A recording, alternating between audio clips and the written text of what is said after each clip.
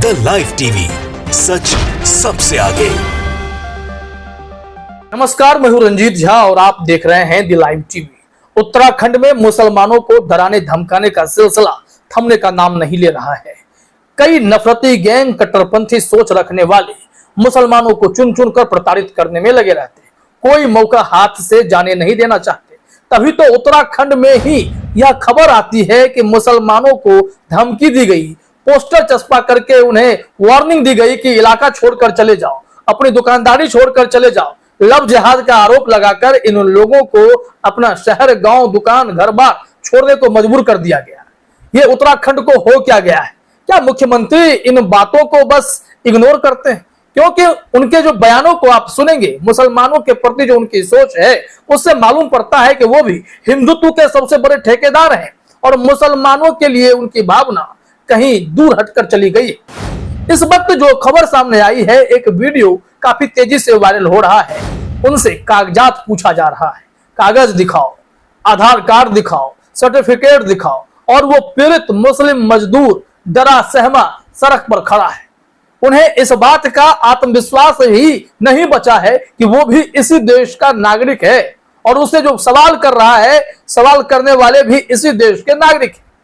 इस मुस्लिम व्यक्ति के पास भी उतना ही हक है कि वो भी पूछ दे कि भाई आपके आधार कार्ड क्या है और आप होते कौन है हमसे आधार कार्ड मांगने वाले। दरअसल जो महिला इनसे आधार कार्ड मांग रही है, उन्हें सोचना चाहिए कि वो हिंदुत्व का ठेका लेकर घूम रही हैं और फिर मुसलमानों को परेशान करते फिर रही हैं। ये न्यायोचित नहीं है।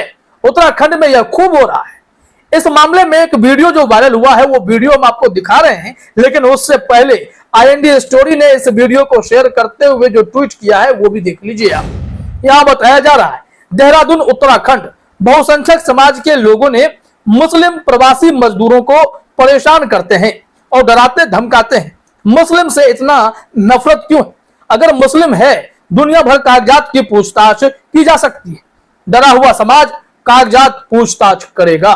ये बहुसंख्यक समाज से निकली हुई महिला जो हिंदू मुस्लिम करना जानती है, उन्हें पता है कि हिंदुत्व का ठेका हम ले रखे, हिंदुत्व का एजेंडा बुलंद करना है तो मुसलमानों को प्रताड़ित करेंगे। और जैसे ही उन्हें मौका मिलता है, ये शुरू हो जाती है।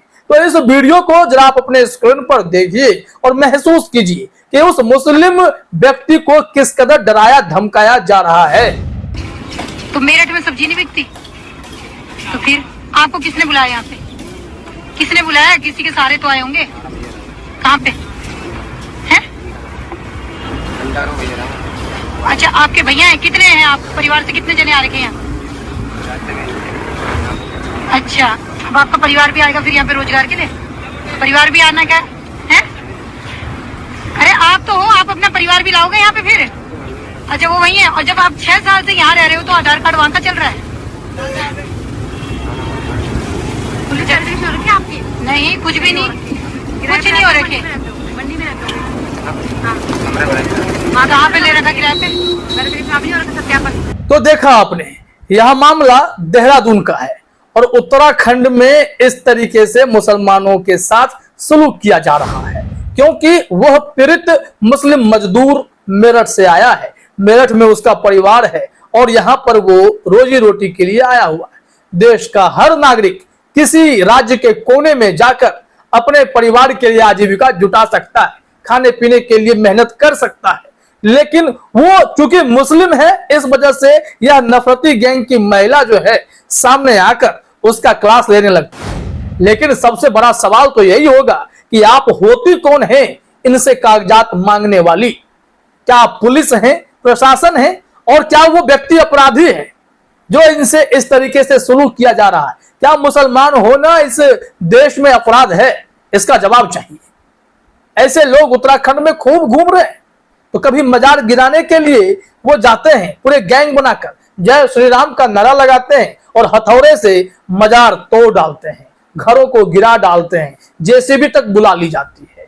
और कहा जा रहा है कि इस एरिया में जो मजार बना था वो अवैध जमीन पर बना हुआ था और इस वजह से इसे तोड़कर हटा दिया गया। न पुलिस आती है, न कोई और आता है। जबकि उत्तराखंड के मुख्यमंत्री ने क्या कहा था कि जंगल की जमीन पर जितने भी मजार हैं या फिर मंदिर बने हुए होंगे अवैध, उन सब पर कार्रवाई होगी।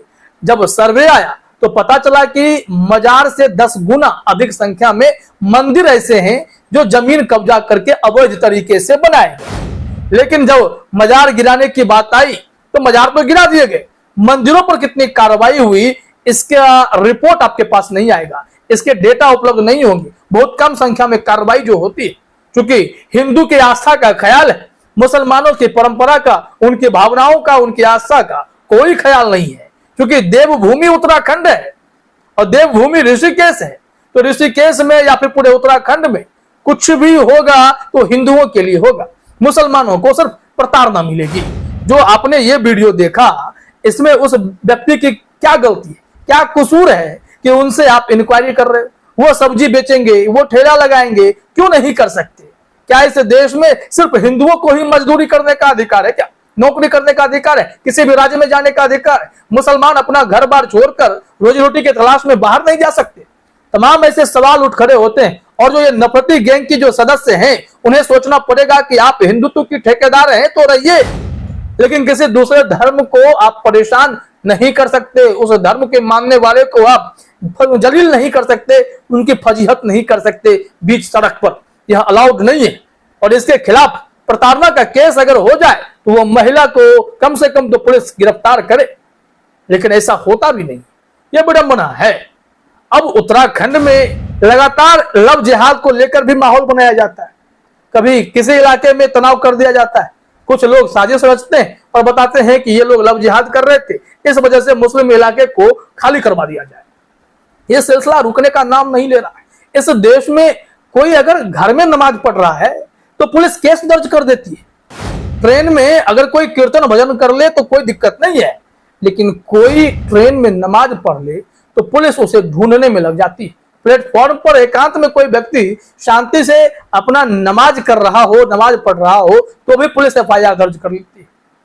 उत्तर प्रदेश में ही एक मामला आया कि एक घर में सामूहिक नमाज पढ़ने का आरोप लगा, 26 लोगों पर एफआईआर दर्ज कर लिया गया। और जब इस मामले में किरकिरी पुलिस की होने लगी तो पुलिस ने अपना एफआईआर खुद ही निरस्त कर दिया। तो ये लोग मौका नहीं छोड़ते हैं कि किसको कितना परेशान करना है। देश भर में चल रहा है। हरियाणा में नूह दंगा हुआ, उसके बाद वहां के कई पंचायतों के प्रतिनिधियों ने सीधे पत्र लिख दिया कि हम मुसलमान मजदूरों की एंट्री अपने गांव में नहीं होने देंगे। मुस्लिम के आर्थिक बहिष्कार का ऐलान कर दिया गया कि उनका हम बॉयकॉट करते हैं। आखिर ये होते कौन है तय करने वाले कि किसके सीमा में कौन घुसेगा नहीं घुसेगा? ये कानून है क्या? ये सिस्टम है क्या? इस देश के वो नागरिक हैं तो हर मुसलमान भी इसी देश का नागरिक है। और ऐसे घृणित सोच रखने वालों पर पुलिस की जबरदस्त कार्रवाई होनी चाहिए, जो कि होती नहीं है। कभी गुजरात में मामला आया कि एक पार्क में कुछ मुस्लिम लोगों ने जो है वहां नमाज पढ़ ली, तो उस जगह को गंगा जल से धोया गया, हनुमान चालीसा का पाठ कराया गया। ऐसे नफरती लोग इस समाज में घूम रहे हैं, जो मौके की तलाश में होते हैं कि कैसे मुसलमानों को परेशान किया जाए। उनके मस्जिदों के आगे डीजे बजाएंगे, भगवा लहराएंगे, तलवारबाजी करेंगे और फिर डीजे बजाकर अश्लील गानों पर डांस करेंगे। ये लोग ऐसे हैं। तो हर वक्त मुसलमानों को जलील करने वाले, उन्हें परेशान करने वाले, आपसे एक बड़ा सवाल है कि आप होते कौन हैं? किसी से कागजात मांगने वाले, किसी को डराने वाले, धमकाने वाले। इस संविधान ने सबको बराबरी का हक दिया है। उस हक पर आप जो है कब्जा ना जमाएं, नहीं तो कानून ही एकमात्र रास्ता है। तो कानून से ही उम्मीद होगी कि आप लोगों के साथ न्याय करें। फिलहाल इस वीडियो में इतना ही। आप सभी का हमसे जुड़ने के लिए बहुत बहुत धन्यवाद। द लाइव टीवी, सच सबसे आगे।